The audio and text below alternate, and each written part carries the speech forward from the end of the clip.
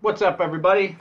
Welcome back to Cinema Royale on Sunday afternoon, or since we're not doing this live right now, whenever you happen to be watching. What's going on, man? whenever What's you up, whenever Travis? you're listening or watching to it. What's up, man?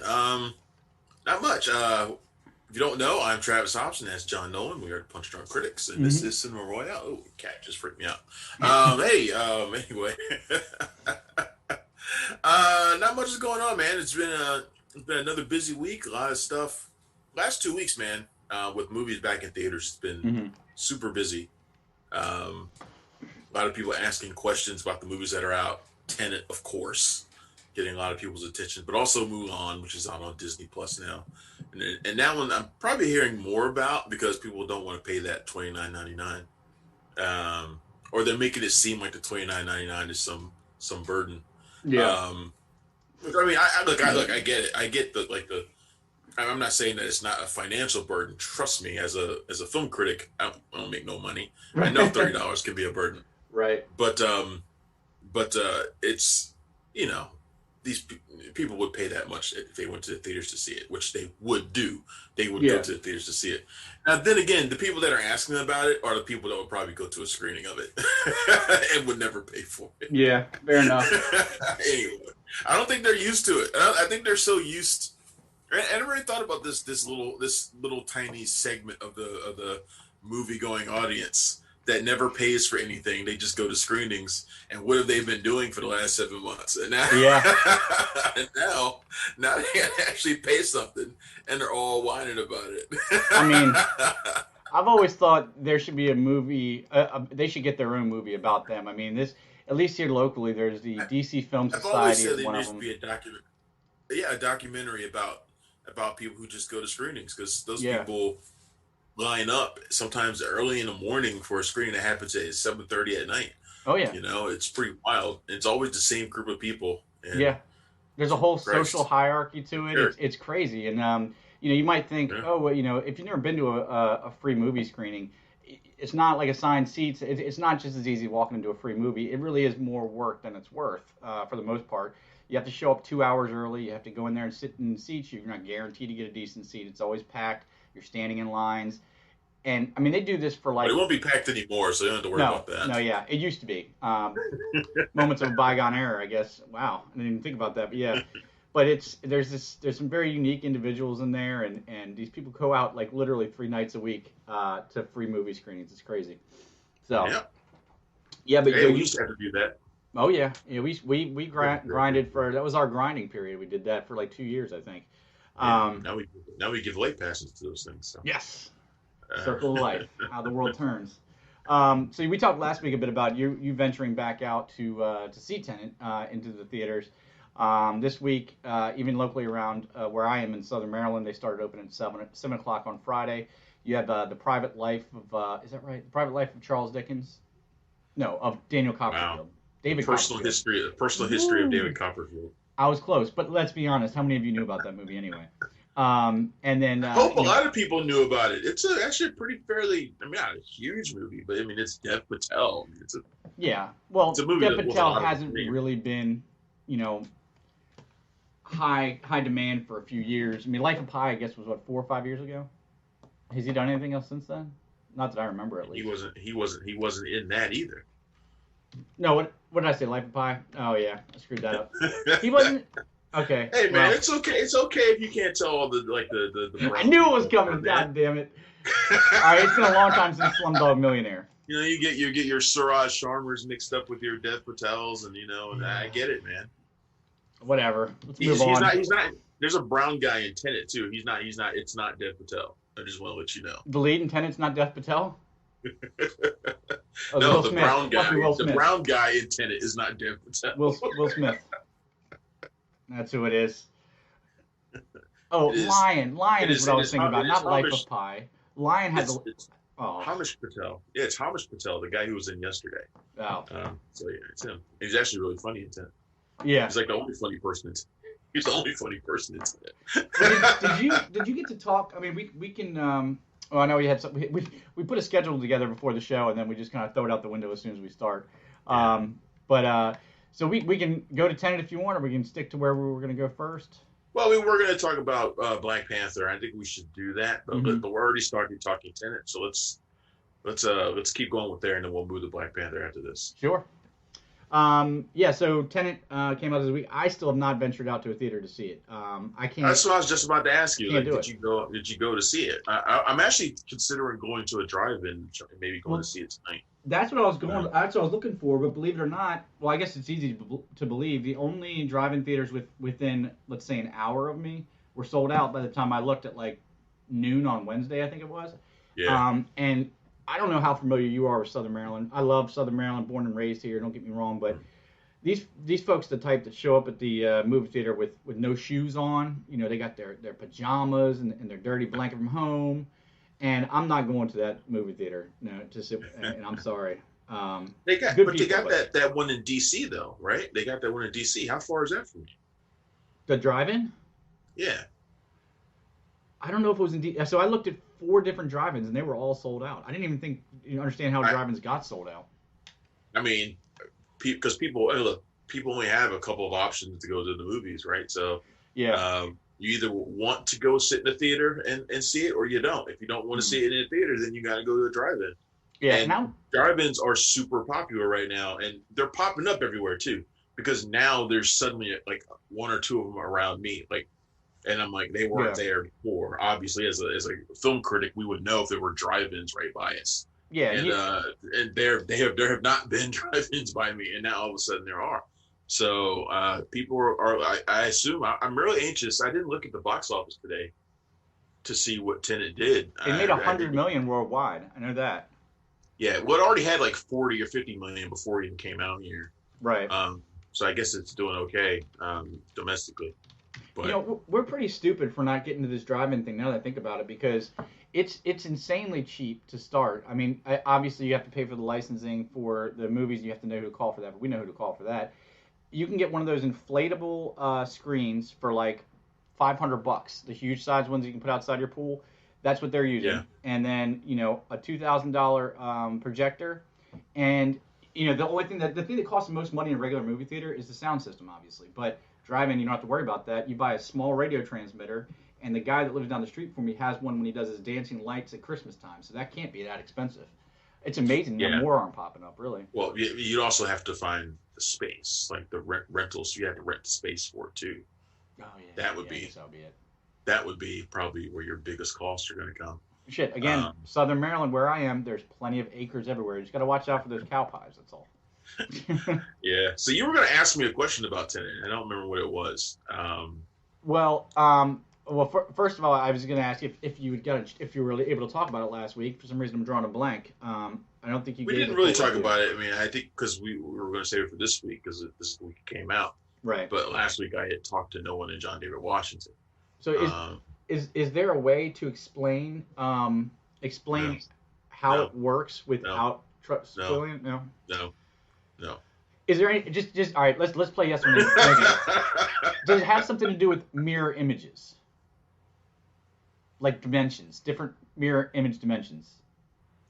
I mean, well, look, the gist of it is not a secret, right? Okay, Right. so basically, what you have is David Washington playing a CIA agent who is recruited to stop a deadly weapon from being unleashed, and the weapon basically involves weaponry that has been inverted through time. So whereas we are moving forward in time, these weaponry is moving backwards through time. You mean the effect of the weapon is to move things backwards, or the weapon itself? See, that's the thing. See, it starts off we think it's just like one little thing, like, oh, bullets are traveling backwards. Mm-hmm. Okay, we get it. But of course, this technology applied to on a much larger scale is where the deadly danger comes in. So you got people, all sorts of things that are inverted, but that's just like the bare minimum of what Christopher Nolan's doing with the whole concept. Okay. Well, I was spotting things in some of the posters you guys will see above us right here.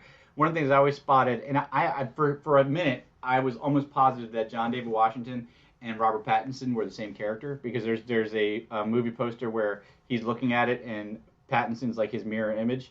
So it's like, maybe what if they're the same character in different dimensions? But I Yeah, guess. that's referencing a specific scene in the movie. I mean, in a way, I mean, it is dealing with sort of a parallel sort of thing that's going on. Obviously, we're talking Mhm. about times moving in different directions, in opposite directions, but there's more to it than that, of course. And you know, the screening we attended was interesting. You know, it was our first one back in 7 months. There maybe 5 or 6 of us there. Wasn't many. Weren't Mhm. many asked, and weren't many that showed up. So you know, but it was interesting. Right. And when we all came out, you know, we were all just like confused about it, you know. And I think that's kind of the prevailing opinion with a lot of Christopher Nolan movies Oh lately, yeah. like post the Dark Knight Rises, post Dark Knight trilogy. His movies have grown increasingly complex, I distinctly remember and I've coming out of grown. Inception and that happening, Yeah, a screening of yeah. Inception, and you could always tell. You could tell who the people there that were stuck up or full of themselves, because everybody was pretty content with saying, "I'm gonna need to digest this at best," and I'm totally confused. Was the main thing, but the ones came out. Oh no, you don't understand. It's this. But that air of confusion is something that I've only seen Nolan do recently. Yeah. I mean, it's just like, you know, at least with Inception, I pretty much got it. Hmm. I think like I got most of it. I didn't necessarily get the ending. Like I didn't get the ending. I Yeah, the still don't top got understand it. got everybody. Yeah. Right. I still don't understand the ending, and that's fine. He left us with something to discuss and debate, and that's Hmm. kind of the way Tenet's going to be. Um, at this point, I kind of take Nolan movies as experiences more than anything else, and that's kind of what Tenet is like. Like it's like when you're watching it, it is probably the biggest movie he's ever done. In fact, I know it's the biggest movie he's ever done in terms of like set pieces, the scale, the Hmm. ambition of it. It is a huge movie. Some of the sequences are amazing. Hmm. Um, but it's also just sort of it's so big that I don't think it's easy to engage with the story. Like Okay. it's not really easy to like find yourself connecting with it because it's just I think it's too big. Like if it fails to be personal in any kind Hmm. of way. There's like one attempt to do that, and that's with Elizabeth Debicki's character. She's fantastic as usual. Hmm. Um, Big as year for her. It's a really great year for her. This and Burn Orange Heresy, and she's gonna be playing Princess Di on The Crown coming up. Oh, I can see that. Um, Yeah. yeah, she's red hot right now. Um, she plays a mother whose son is kind of being kept from her by a criminal mastermind played by Kenneth Branagh. Hmm. Kenneth Branagh. So she's sort of the heart of the movie. So she gets wrapped up in this whole thing because she's trying to get her son back, Right. trying to win her son back. So that's how she gets wrapped into it, and that's Nolan's attempt to kind of bring a little bit of heart and personal stakes to it. Hmm. Otherwise, it's just this really big movie that is like it's kind of untouchable in a sort of way. Right. But it's also really exciting. You know, like I said, these movies are experiences. It's a really exciting movie. There's a Hmm. great airliner sequence, which he's talked about a lot in like interviews and stuff, Hmm. um, where he gets to smash a jetliner, and it's crazy looking. The opening theater hall scene, opera hall scene is wild, just for the scope of it. Um, Stuff like that, you know, car chases and things like that, with all the weird sort of inverted stuff that's going on. Yeah, it reminds you of Inception Hmm. in a lot of ways, but it's different. Fight scenes, which are also, you know, not done in terms of normal gravity and logic that we're used to. Those are That's interesting too. that was gonna be a question I asked. Is there anything that's on par with the hallway scene from Yeah, Inception that there's a couple scenes like that. John David Washington is a really good fight scene. Oh yeah. Really early on, and Robert Pattinson's great too. His character's sort of roguish. Hmm. Um, Kind of reminds me of Tom Hardy in Inception in Oh some okay. way. Hmm. It's a really great role for him. Um, but you just kind of wish the story was a little bit more engaging. I think that's my biggest thing. It's not a very funny movie. There's not much humor at all. It's Hmm. really grim and dark, except for when Hamish Patel comes in. He cracks a lot of jokes. But he's only in the movie for about 5 or 10 minutes, so it's kind of disappointing. Right. But yeah, it's a movie that I would need to see again, and I would intend to go see it again. I'll probably need to see it 2 or 3 times to fully get an idea of, at least get an idea in my brain about what he's trying to do. Right. Like I don't know what ultimately everybody's going to come up with their own philosophies on it, their own theories on it, and that's kind of the way Nolan movies are right now. There are people still just debating Interstellar and what it was all about. And, Yeah. Dunkirk was maybe an exception. That was a little bit more mainstream. Right. But, I mean, he's been quoted as saying, I mean, that that's what he believes films are supposed to be, where you form your own opinion. He doesn't want to tell you what happened to the top at the end of Inception, because each person's supposed to have their own. I mean, everybody wants to be on the same page, but I think that's kind of the fun of stuff like this. Is 12 people can watch the same movie and come out with 12 different movies at the end. Yeah, it was sort of the impression I got when I talked to him too. He makes the movies that he would find entertaining. That's the kind of movies he makes, and yeah, they're gonna go over people's heads, and people are gonna have to figure this stuff out or figure it out for themselves. It's kind of like another movie I saw this week. I saw I'm Thinking of Ending Things, which is Charlie Kaufman's latest. It's another mind bender, and it's like 2 movies in less than a week where it's like, well, you'll just need to figure it out. Just kind of figure it out. Right. So you tiptoed on something there that I think you're trying to get around, but I'm not gonna let you. Is that your interview with Christopher Nolan what happened last week? Yeah. Yeah, it did, and so it was great. I want to thank my friend Wilson Morales of blackfilmandtv.com for allowing me to do that. But they weren't showing the movie in New York, so he had no way of seeing it himself to do it. Yeah. So he asked me, and I was like, hell yeah, I'm gonna do it, because how many chances am I gonna get to talk to Christopher Nolan? He's not gonna come down here to do interviews. Oh, for sure not. Yeah. And he doesn't do that many of them to begin with. Yeah. So it was a real honor to be able to talk to him.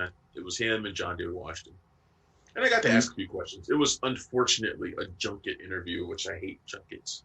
Oh. You get like 6 minutes. So, yeah. But fortunately, I know how to play the game a little bit. So when I got the 1 minute warning, I made sure to squeeze in an extra question right there at the very end before she pull your extra 30 seconds out. Yeah. Yeah. I know how to play the game. They're doing this too long, man. So, that's awesome, man. I'm glad that went well. Yeah, we did go well. They're good to talk to. Christopher Nolan is really kind of poised. He doesn't want to give away too much. John David Washington's clearly having fun being in a movie like this. So, yeah. What's the point if you're not going to have fun with it? You know what I mean? Exactly. I wish I had time to ask him like really more detailed questions and kind of, That's the dagger. When you're doing junkets, you kind of got to stick to the line, and you really keep it simple, because you don't have time for them to give long-winded answers. You don't have time for it. Well, that's the thing that I like the most about a conversation in general, is not knowing where it's going to go and get to go down that road, and then who knows where you'll end up. But you don't really get to do those. But still, regardless, that's pretty big, and that's awesome. So, really good. We were talking earlier in the show about everybody wanting to pay the $30. We've talked before about how it's kind of ridiculous when you think about it, that people are complaining about spending $30 on something like Mulan or $20 on Bill and Ted Face the Music, when you would easily, even at a matinee, if you go with your significant other and get a single gummy bear while you're there, you're spending $30. But Disney Plus released Mulan this weekend on their Premier Access option, which is $30 add-on to your regular Disney Plus subscription. And for that, you get unlimited access to Mulan until it comes out for everybody else on December 4th. So you're essentially getting a 3-month early preview for your $30. And I think the kicker there for me really is the watch it as many times as you want. It left kind of a bad taste in my mouth at the beginning of the pandemic when they started doing this, and you spend $25 for a rental that was gone in 2 days. I couldn't really stomach that as much, even though it's still worth it. But this being $30, I'm not gonna lie and say it didn't sting a little bit when I hit that submit button to buy it. But it's kind of like 20 years ago when I had DirecTV and I was sick in the house, and I ordered Blue Crush, and for like maybe $4.99, maybe $8.99 or something like that, and I watched it because I was too sick to get up and go get the remote. I think I watched it 8 times in a row.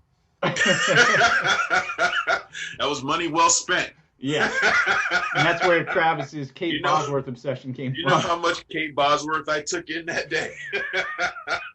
Oh wow, Blue Crush. That was an awesome. That was a fun movie.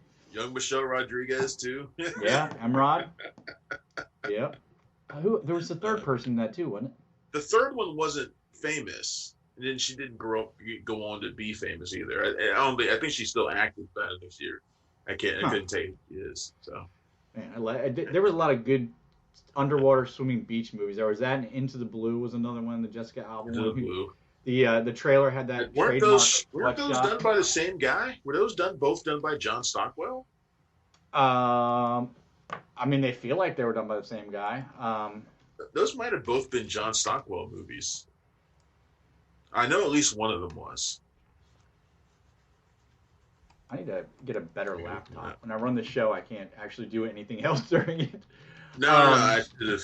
So yeah, Mulan came out, and there's been some, I guess you'd say political fallout because the young lady that plays Mulan was supporting the Hong Kong police or something, but I don't really care about that. What I care about is that Mulan, okay, so John Stockwell. Yep, John Stockwell did Blue Crush and Into the Blue. That's he was Cougar in Top Gun. I didn't know that was the same guy.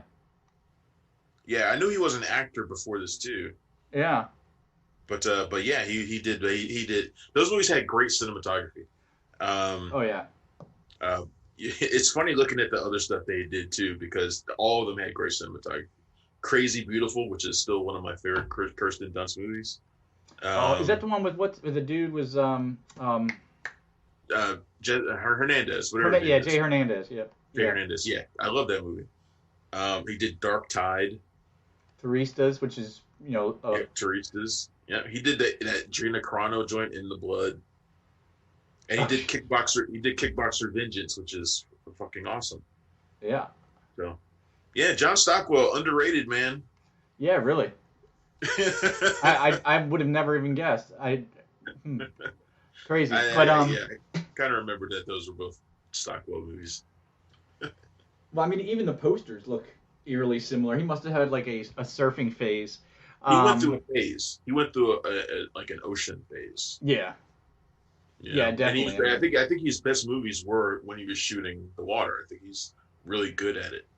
So, if I ever wanted to make Blue Crush 3, I think there was actually like a straight to DVD sequel of it. If I wanted to make Blue Crush 3, I'd hire John Stockwell back. Yeah, it's definitely a phase. So he's got Blue Crush, and then The Break, which is another surfing term, Into the Blue. And Turistas was like on a Caribbean island. Yeah, it was on in either South America or the Caribbean.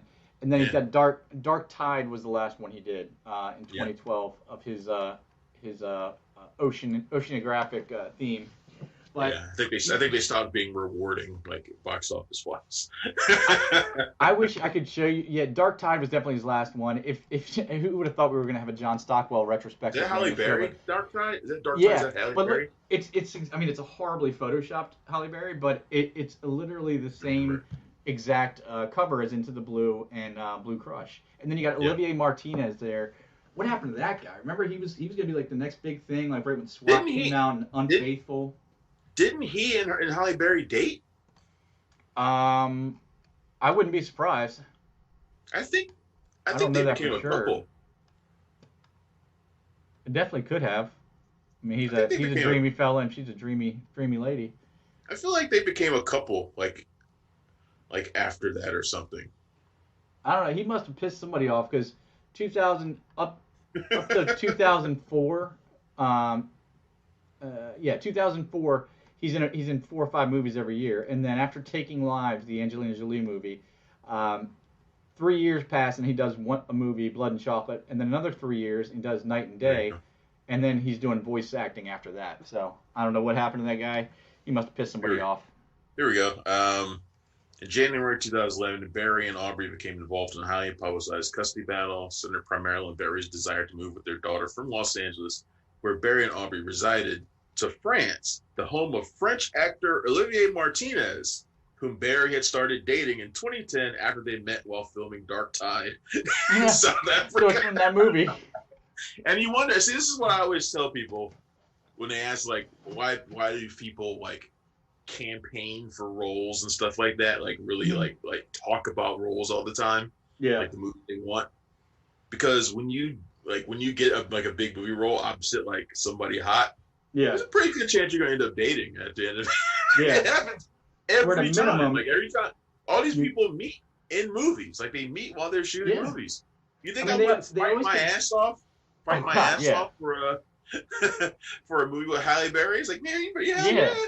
I mean, they campaigning like shit. They always compare it to summer camp. Like, if you're an actor, a big time actor, you're going to every movie is like going to summer camp, and you have your summer camp romances. That's why they never last. But that stuff does happen. But it's because like in camp and like in movies, you're playing a role.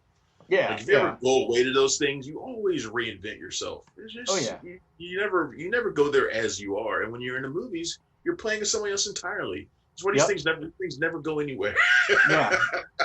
Nobody is ever themselves. There's no reality inserting itself anywhere. And that's why I like Mulan. I don't know how we got on this subject. I don't know how we got from wherever we were to John Stockwell to who's Halle Berry fucking. Yeah. Like I don't know how we got there. Well, the funniest part is I changed the scene earlier, so while we're talking about John Stockwell and Into the Blue, Mulan pictures are just going over. I know. We were supposed to be talking about Mulan. Yeah.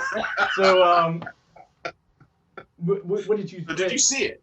I did, and I really liked it. Honestly, I mean, it really felt. I think it's my favorite of their movies, of their live action remakes. Definitely, like I didn't feel like they were. I thought it was nice how even though they didn't do any of the musical numbers, the musical cues were left in there to like kind of give you that familiarity to it. But yeah, I mean, you sunk backwards into Doctor Strange's portal back there, like you're like partially in the screen and partially. Yeah, I really got to get this virtual background thing works well, but I got to get a legit green screen so when I move myself, so when you do that, you can knock the screen over. Exactly, that's what I'm looking for. Bloopers are why we're here, folks.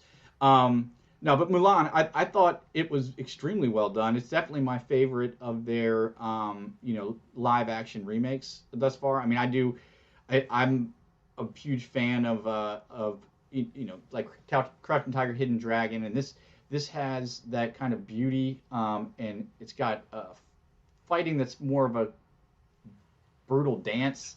I never used to be a fan. It's a wuxia style. It's the wuxia style of martial art that they're using. I wish they could have gone further with it. Like the Zhang movies, like House of Flying Daggers, right? Or the Golden Flower, and even the Great Wall, which he did also. Stuff like that. I wish they could have done a little bit more of it, but what we got was pretty good. Yeah, you're absolutely right, and that is something that I didn't really. It's not so jarring that you notice it while you're in there, but now if you sit back and think about it, there was quite a bit more room for fight scenes, to be honest. But and some of the stuff they did, like with the witch, I don't know why. One of my favorite things in any of those type movies is when you have the female warrior who's got it's either her hair or her sleeves, and she's like whipping them and grabbing things with them. They pull that off. It was great. I liked it a lot. I didn't see. I'm trying to think of the problems I had with it, and there weren't really too many. I'm not saying it's a perfect movie, but nothing really sticks out. Yeah, nothing really sticks out to me as being a negative part of it. Yeah, I mean, I really enjoyed this too. Nikki Caro directed it. She did Whale Rider like 17 years ago, which is one of my all-time favorites. And it's a very similar story about a girl who, turns out to be a warrior superior to any man. Mm-hmm. Has to make her way on the battlefield. Surrounded by men, very similar story. And she seems to have a really good knack for these things. I like this a lot. And it sticks to the 1998, I don't remember when that movie came out, the animated version. 98. Okay, 98, cool. It sticks to the story pretty well. They do make some changes. The witch character played by Gong Li, she's not in the animated version, but she's sort of like the villain's sidekick character. I think her name was Hayabusa. in the cartoon. She's basically that, just Mm-hmm. in human form. So that's a bit of a change. Pet dragon Mushu is kind of represented as a phoenix that's kind Right. of floating around, a voiceless phoenix. I Mm-hmm. could have done without that stuff because I don't think it really added anything. Mm-hmm. I don't need this phoenix flying around as some sort of symbol of her destiny. I guess it never really seemed like it was something integral for Right. her. It's otherwise pretty grounded for the most part. Um, the witch is obviously not totally grounded, but but in terms of like being compared to the cartoon version, yeah, it is. Mm-hmm. So I like pretty much everything about it. I do wish they could have had a little bit given Mulan herself a little bit more characterization. Right. Like I feel like this is a really lean movie. Like it does, there's not a lot of BS to this movie. Yeah. It's just it gets through the story really efficiently, and I think there's room to maybe flesh her out a little bit more. We don't learn a whole lot about her other than her bravery and courage. Yeah. Like we don't learn much about her personality. We don't get a whole lot of that. But otherwise, man, I love this movie. I love the way it looks. I love the action scenes. I think it tells a really strong, empowering story. Mm-hmm. Yeah, I enjoyed this a lot more, and I'm kind of glad. I'm glad that it didn't have all the musical elements too. 'Cause that's the stuff that would take it I think out. that would have been jarring. It wouldn't have felt right. But you're right. I Would think have this worked is for me. probably one of the only times I'll see a movie and think, man, they could have taken a little longer to get to the meat of the film. I mean, Yeah, you mentioned that there's It not a was lot of long movie. Mulan.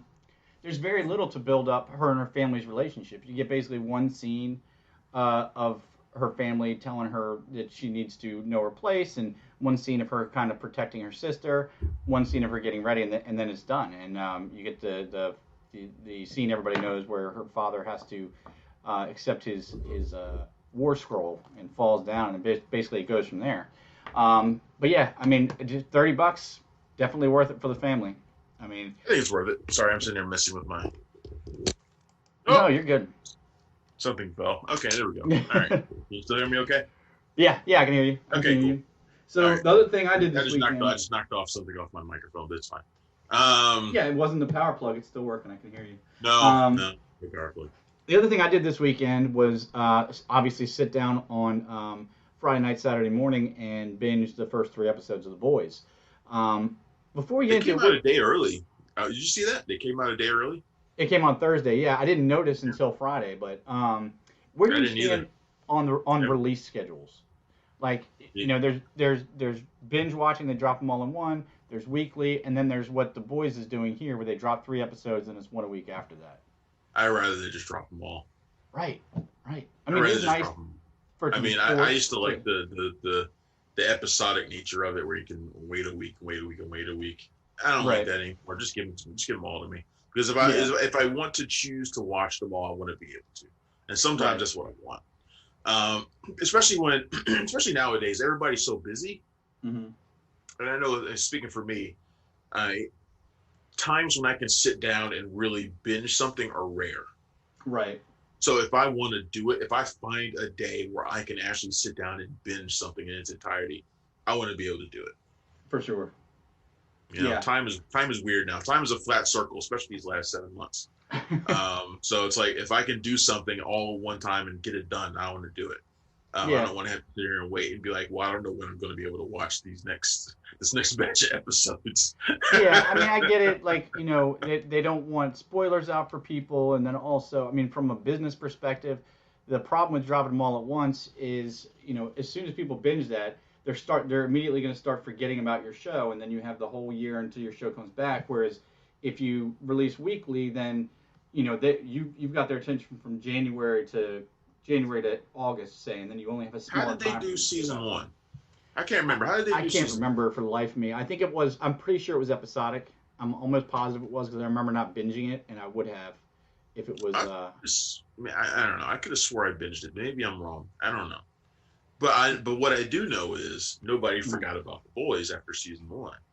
No, nobody forgot. So About if that was their concern, if they did drop them all and that was their concern, I think Mhm. they're they didn't have anything to worry about because people were really excited for this show to come back.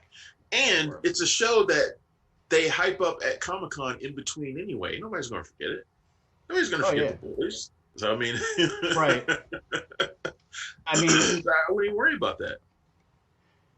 yeah. I mean, I certainly didn't forget about it. I've been looking for. I actually finally read through the entire series during the Oh, hiatus this time. And man, it just gets so nice. messed up. It is I messed read that. I up. remember reading through that too. I remember kind of getting tired of it around issue 30 or 40. Hmm. I started getting tired of it. Um, and then it kind of ended on a whimper for me.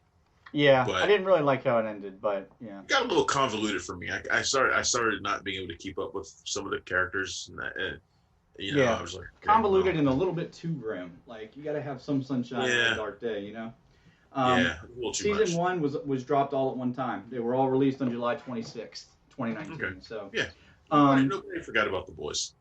yeah. So we got a new hero this year. We got Stormfront. Played She's by the beautiful Aya Cash, yes, and disturbing.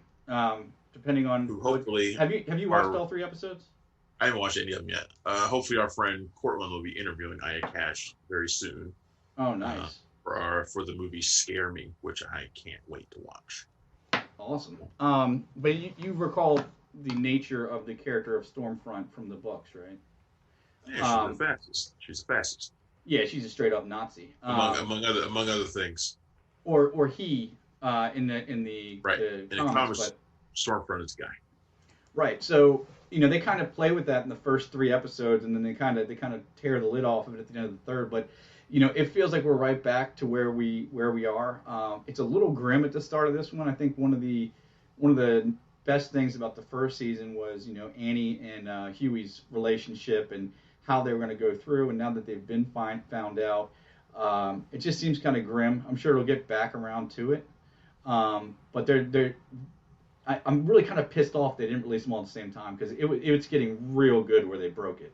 Like, and I would love to have continued that, upward trend while I watched the rest of the episodes. But um, it's hard to tell where they're going to go fully. But I'll tell you, one person that deserves all the respect that they get, and I didn't fully understand it until I watched the season, was Giancarlo Esposito. Because I never made it through Breaking Bad. Don't ask me how or why. I liked the show. I never made it past season I one. mean, I never made it past episode 2, so I mean, it never hooked me. Yeah. Okay. So good. It's not just me then. I tried multiple times. It never hooked me. But Giancarlo Esposito, people love him. I mean, he was in The Mandalorian, and he was kind of magnetic in that. Giancarlo But Esposito is the man. He's in everything. yeah, he's He's. I almost want to say literally. I mean, obviously it's not true, but it seems like he's in everything because he shows up in everything. yeah. He's one of the busiest guys in the world. And it's funny that he's so much busier now. He's been doing this for like 30, 40 years. Yeah. I mean, remember his first early roles with Spike Lee, stuff like that. School Days and stuff like that. I mean, he's been around a long Right. time, and all of a sudden he's just everywhere. He's on my list of people that I most want to interview. He seems like he'd be fun. Ouch! What are you doing? We've got an attacker. I had a cat clawing my arm. Oh man, they don't have souls. That's why. I mean, you'd really be scared of them. They'll sleep on your face at night and take your soul. No, this one's sleeping at my feet. It's annoying. But yeah, it's my roommate's cat. My roommate's gone, so now she's latched onto me like a child, and it's annoying. But she's my Overwatch partner, so she has to sit there and watch me play Overwatch all day. oh well, she's done her duty then. But yeah, Giancarlo Esposito, he does. I mean, the terror of the first season was obviously Homelander. I mean, you have Superman with no morals, and he knows he can do whatever he wants. And there's a great scene in here. Esposito plays basically the new head of Vought. He's not really the new head of it. He's always been the head, but if anybody remembers didn't see him last until season, like the last episode of last season. right? Because Madeline Stillwell, who was played by Elizabeth Shue, got her brain blown out by Homelander. So there's a great scene where Homelander marches into his office and is going to tell him how it is, and Esposito just flips it around and stands up to this dude in his face and very calmly and very surely just says, "No, you're going to do what I tell you to do. You're not as important as you think you are," and it just sells it. I mean, those are the kind of performances, and then obviously Keith Urban. I don't think they could have. He doesn't look like Billy Butcher from the comics, but he just is Billy Butcher. I don't think they could have got anybody else to play that role better than him. Yeah, I mean, the only person I could think could play Billy Butcher better is Jeffrey Dean Morgan, and he's a little bit busy. So, in fact, when they were first talking about The Boys, remember The Boys was going to be a movie by Seth Rogen and Evan Goldberg first, right? And then that never happened. So no, it's going to be. I think it was going to be Adam McKay. It was Adam McKay who wanted to do The Boys as a movie, and it never happened. So Seth Rogen and Evan Goldberg turned into a TV series. But I remember thinking Jeffrey Dean Morgan back then would have been great for Billy Butcher. Yeah, I can see it. I mean, I could definitely see it. Or I think he's got more of the look and like the attitude. Like when I would read him, I would read him like I was thinking of Jeffrey Dean Morgan. I can see it. Yeah, I can definitely see it. I mean, I love Carl Urban so much in it, and I think I said Keith Urban. I think he's great. I did. Don't get me wrong. I think he's great. No, but now I'm looking at. I just pulled up Jeffrey Dean Morgan's headshot. I'm looking at him, thinking of the books, and you're right. He's definitely got that same swagger and I don't give a fuck attitude that you read from Billy Butcher. But I just have so much fun with this show, and as screwed up as it is now. Oddly enough, there are some really screwed up moments in this, but there are also not as many as there were last season by this point. Maybe it's about to get nasty. I think it feels like it is. And not that it can't be good if it doesn't cross any lines, but, last season you'd have one of your superheroes getting fingered in his gills right before you had somebody shooting another guy with a baby's laser eyes. And it was just so messed up in such a fun way. There's one really good surprise in the second episode that I definitely didn't see coming.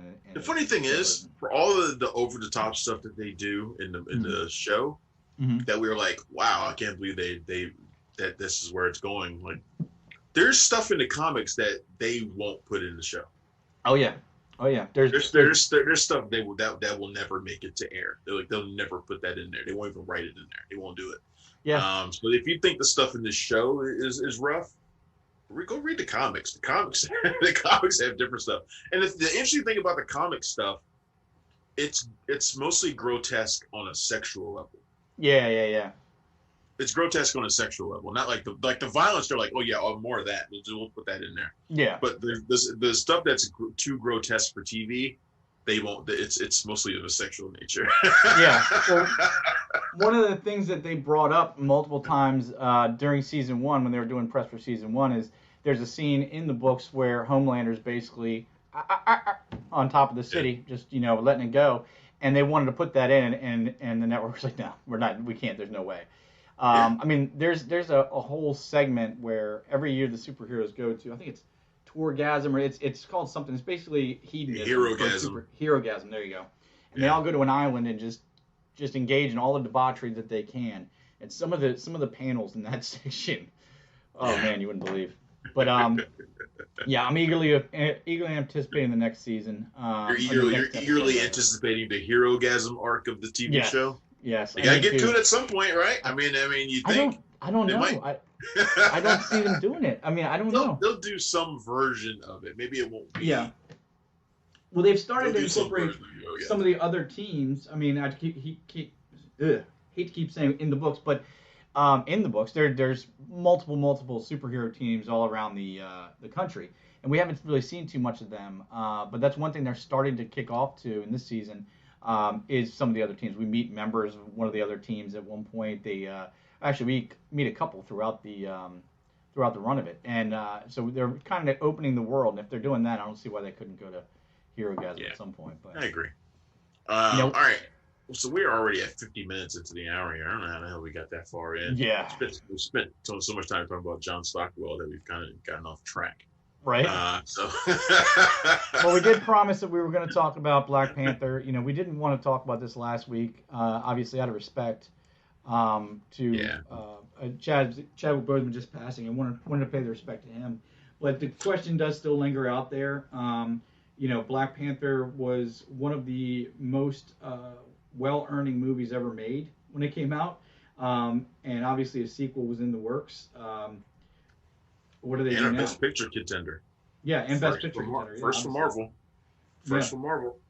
I mean, it was the pinnacle of what a superhero movie could be for a while on all levels until Endgame came out and showed us a few other things. But Panther's still up there as one of the best superhero movies of all time. And now you've lost the star that kind of made it so special. And what do? I mean, on one hand, there's precedent set because in comic books, Black Panther is not a person; it's a mantle passed down from King of Wakanda to King of Wakanda. But it's crazy to think of how they're going to have to respectfully transition to show King T'Challa with an off-screen death. You know what I mean? I don't see how they're going to do that. This is the reason why I wanted to talk about it, because the last few days I've not only received a lot of comments and questions from people, but I've just seen a lot of debate about what to do. There's some people who believe that Black Panther is a role like any other. You can replace the lead actor and keep going like you would James Bond. I think that's a mistake. I don't think you can do that with Black Panther the way you can James Bond. Right. Namely because Chadwick Boseman means more to people in that role than Sean Connery or Roger Moore or anybody else does in James Bond. And I know that those actors are iconic in their own way, and they are. And James Bond is certainly iconic. But in terms of like a personal connection, they don't have what Chadwick Boseman had for people. Yeah, playing T'Challa, that's just not the case. So I think if Marvel wanted to make the worst mistake they could make, they would recast the role of T'Challa and keep it moving. That would be a huge mistake. And I can't believe they would ever do that. But there are people that I saw them last night on Twitch. A lot of people were talking about that's what they should do. Oh, you can't bench them. You need to just go ahead and recast them. I'm like, y'all stupid. There's an entire generation of African American kids that never had a superhero of their own to look at. Yep. And when they look at Black Panther, they see Chadwick Boseman. That's something you can't just replace and slap another actor in there. It's honestly, I would say, what the Russo brothers did with Endgame, bringing all of those threads together and landing them as well as they did, was difficult. The choice they have to make here, what they do here next, could be the most difficult choice that Marvel's had to make, because you have to move on. The show must go on. You have to be respectful. You have to appreciate what Boseman himself meant to all these kids in that role and all these people in that role, not even just kids, I have no clue what the answer is. There's no easy answer. So what are their options? Their options are to have T'Challa's on-screen death or disappearance in some kind of way. You don't necessarily have to kill him, but you have to have some sort of explanation for why he is no longer Black Panther. Right. So Black Panther is a mantle that is passed down. So he does not have to be him. It could be somebody else in there. In the comics, Shuri becomes Black Panther for a while. She's played by Letitia Wright in the movies. And everybody loves her character already. They love her character. So she's ready-made to be a popular figure in that role. They'll have to do some explaining to get there, though. They gotta find a way to get there. I've actually come up with a storyline idea for how they do that. Shoot. So I dropped this with people last night, and they seemed to like it, and I think it would work. So everybody sort of believes that Killmonger he'll be brought back somehow. He's too good of a character. I think and Michael B. Jordan is too good in that role. You find a way to bring him back, and I think that's pretty easy, considering, he took the stuff to become Black Panther. He's probably enhanced, can survive. That can be done. So you bring him back. and you put him in the mantle of Black Panther. And I think people would like that. However, we also know who Killmonger is. He can't live up to the mantle of Black Panther. Mm-mm. He can't. Not with his philosophy. Right. So they put him in there as Black Panther, the role he always wanted, Mm-hmm. and he can't live up to the mantle. And Shuri has to be the one to take him down. And that's how she earns the right to become Black Panther at the end of the movie. I like that. So it's kind of like, I I think mean, it's it's in some ways it's kind of a rehash of the first Black Panther. With him getting Black Panther and then having to be defeated to take it up there, but making sure he'd be the one that steps up. I like the idea. I just because you know what you said, I didn't really consider that he had taken the Black Panther serum or whatever we'll call it. So that's the easy way to bring him back from the dead. I was gonna go just with some kind of temporal wormhole from Endgame, the easy route. But so what do you do with T'Challa though? I mean, to I have him don't know. disappear. I mean, if you had him disappear, that's just an open thread that'll never be closed. You know what I mean? And you can't a hero like that. You can't just say, "Oh yeah, we found him, but Yeah, he didn't make it." yeah, That's but I that's also the tricky part. recognize that, and this is something that we learned about just a few days ago, that Mm-hmm. that Chadwick Boseman didn't share his diagnosis with anybody at Marvel. He didn't Right. share it. He kept it to himself. So they never had any plan for this. Um, Fortunately, I mean, nothing has really happened with Black Panther 2 yet. Like, it has a release date. I can't remember what the date is, Right. but but like the script isn't done. They haven't done anything like that. But they were preparing already, so they have like a story idea. Now they got to throw all that out and basically start over. Right. Um, so they might not be ready to tell that story about what happens to T'Challa, and Yeah. they might not be ready for that for a while. Mm-hmm. This would at least give them some time to figure out what that story could be. You got to Um, wonder if what it would have changed if he did share that diagnosis, because you know, as horrible as this is going to sound, Hollywood is business, and these guys are nothing if not cold blooded. There's no way that T'Challa would have survived Endgame if they Bozeman probably had. wouldn't have cast it.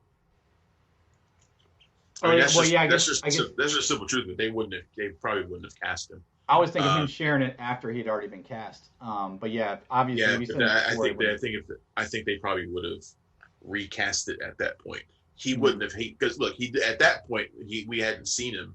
If as long as he hadn't shot the movie yet, Mm-hmm. which I don't remember. I don't know the timeline in terms of what exactly when was diagnosed to when he started shooting. I don't Right. think any of us know that exactly. But Mm-hmm. if he hadn't shot it, then they almost certainly would Yeah. have recast that role with somebody else, just because it is business, and you got to plan. These things are planned out long term. They probably would have recast them, Yeah. and I would totally, you know, support that. You would Right. recast them. You would recast them. Right. Um, I was saying more like you if could do. he Black Panther, let's say Black Panther had already come out, and then they're starting to. But I guess they shot Endgame around the same time Black Panther came out. I mean, it was already shot around. Yeah, so that timeline doesn't work out. Yeah, I'm with you. I was thinking if he had told them after Black Panther came out, when you couldn't reshoot it, but before they were shooting Endgame. But I forgot they shot all that stuff basically at the same time. Well, I Captain mean, Marvel. you're forgetting about Infinity War. I mean, they had shot Infinity Yeah, War. Infinity War. They shot them both back to back, basically. that's So right. that was a long shoot. But How the hell did he keep this hidden with all that? That just keeps I blowing don't my know. mind. Like, I don't how know. could you hide that? It's I don't know. crazy. But he thought that he was going to survive up until the day he died. He thought he was going to be ready for Black Panther 2 because Oh, for that sure. was Yeah. supposed to shoot early next year. Mm-hmm. Or Black Panther 2 is supposed to shoot early next year. So now they got to scrap all that. We can pretty Yeah. much write off whatever their release date is. Like Yeah. that's not going to happen. They're gonna have to take that off the map and Right. put that somewhere else and put another movie in there. They'll probably put another movie in that date now, whatever Yeah. that date was. They'll probably do that. But I Black mean, Panther 2 got to be on I the wonder shelf if for a while. they'll end up working Namor into it somehow, because that's what they've been talking about forever. Is ever since I think it was in Endgame when Okoye says, "Oh, there's some earthquakes off the coast of Africa Yeah. or off the coast of Wakanda, and that's where Namor's supposed to live. So everybody's freaking out about that, but and it's one of those things Tom will have to tell. Thankfully, they have the smartest people in the business over there, and Yeah. hopefully the most So they respectful. don't have a ton of options. So you have Shuri, Mm-hmm. you have T'Challa. Maybe Mm-hmm. you put M'Baku in there. I guess that would be funny. Yeah, Um, but that doesn't seem like it would work either. I don't know, man. But I do know that you can't recast that role. You've got to find a way to move on with yeah, somebody else in Black Panther. Either move on with somebody else in the Black Panther suit, or have Ryan Coogler make a totally different movie with a black character, and yeah, just and I mean, look after look, the one good thing about this is that after Endgame, most of these storylines for these characters have been written and buttoned off. yeah. I mean, so if they decided, you know what, we're going to respect what Chadwick Boseman did on Black Panther, and we're Mm-hmm. going to end this after one movie. You know, there doesn't need to be a second one. We're gonna let his movie as Black Panther stand on its own as the masterpiece that it is, and we're gonna Right. do that. If they did that and we didn't see Black Panther anymore, I got you. I got it. I understand. Yeah. You can I still mean, tell other stories in Wakanda with other characters, and yeah. still have them be a presence. It's not like there was only one black superhero. I mean, we Right, can, and, they can and do there's that other and black still. characters in Wakanda. There's a lot of stuff they can do in Wakanda. Right. Um, have Ryan Coogler make another movie with another black character. Mm-hmm. Um, I would be that. In fact, that would probably be what I would do. If I'm honest, I would probably do that. The more So, the more but we but, talk but I about don't it, think that's what they're going to do. They're not going to do that because there's more money in making Black Panther 2 than starting off with another character. right? I Unless mean, that character is named Storm, then there's more money in making Black Panther 2 yeah, than any other black character in Marvel. So right. And we got to wrap up, but the one thing that they'll never be able to do, and I think the biggest challenge for them is what Chadwick Boseman himself brought to the role, and that's the sense of nobility he was able to bring. That you don't have that from a Michael B. Jordan. You don't have that from not Clark Duke. What's M'Baku's name? oh, Clark Duke is the little skinny kid from Hot Tub Time Machine. yeah, he was not skinny. He's kind of chubby. Yeah, well, you know what I mean. Short. I don't know. Oh, Winston Duke. Winston Duke. There you go. So Winston Duke. I almost said Bill Duke, but Bill Duke is the guy from Predator. From Predator, yeah. From Predator and Commando. But yeah, I mean, there's a sense of nobility. He was a very special match for that role that I don't think they'll find anywhere else. But assuming that none of us are sick or the world hasn't ended, it's a really question that we have to ask before next week in this world. What are we looking at next week?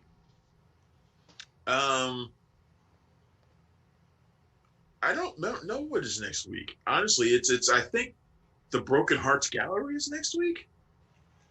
I think that's next week. It's another movie that's in theaters. I mean, yeah, there are fewer and fewer of those, but yeah, I think that's the one major movie that's coming out next week. Is that we got Antebellum coming out soon, but that's like in 2 weeks. Yeah, that's 2 weeks at least, I think. Right, and my review of that is already up. It's already up on punchdrunkcritics.com. So, because the embargo was like Monday or something like that. Right. So Antebellum with Janelle Monáe. That's one. But I don't know what else. It's gonna be slow until we get to Wonder Woman and No Time to Die, and those aren't until November. Yeah, I can't wait for those to come out. I think No Time to Die is my next big one. I definitely want to see Tenet pretty badly, but I think No Time to Die is the one that I would risk the theater for. You should probably go see Tenet. You call yourself a film critic. You should probably go and see Tenet. I know. I know.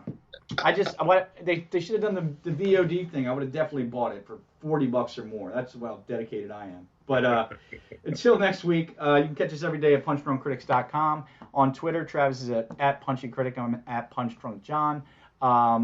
We are on Instagram, YouTube. Obviously, you might be watching on YouTube, Spreaker, all those good things. So check us out there every day. Living these shows.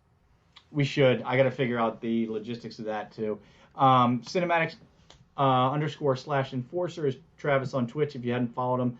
already Yes, flown thank now. you, everybody. I got a whole bunch of follows this last week. I'm way over 50 now. I'm like at 54, 55 followers now. So Nice, nice. We'll keep them rolling, folks. We'll be doing giveaways and some fun stuff on there. So check it out. So until once next I hit week, I'm John. affiliate, once I hit Huh? affiliate, definitely Yeah. going to do some giveaways, but not until then. Yeah. Well, we can't jump the gun. But until next week, I'm John. That's I'm Travis. Travis. Out of here. Later. We're out of here. See ya. Overwatch time.